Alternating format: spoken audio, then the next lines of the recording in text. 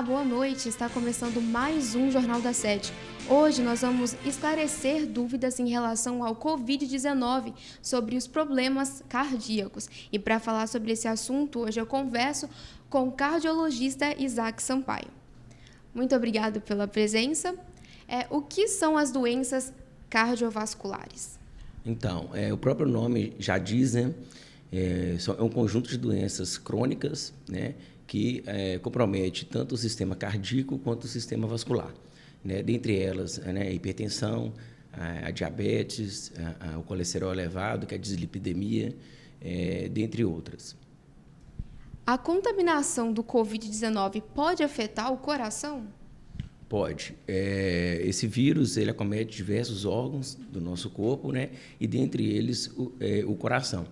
Né? Ele causa um processo inflamatório intenso no coração, o que nós chamamos de miocardite, né? Levando, numa fase mais avançada, até um processo de insuficiência cardíaca, que é uma doença mais grave.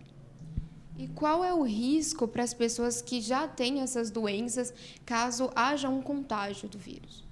Então, essas pessoas que têm doença cardiovascular, principalmente a hipertensão, a insuficiência cardíaca, os portadores de arritmias, né, a diabetes, são pacientes que estão mais suscetíveis à infecção, né, pelo vírus, por uma questão aí da imunidade. São pessoas que têm imunidade mais baixa.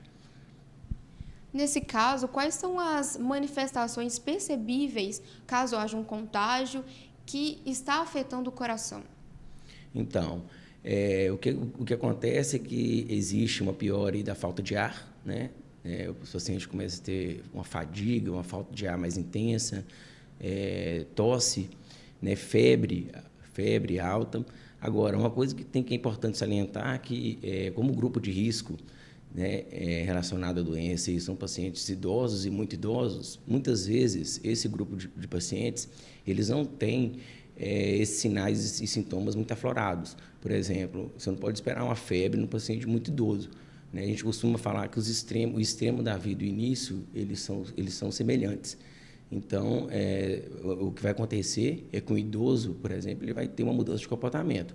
Ele pode ter uma prostração, deixar de alimentar, né?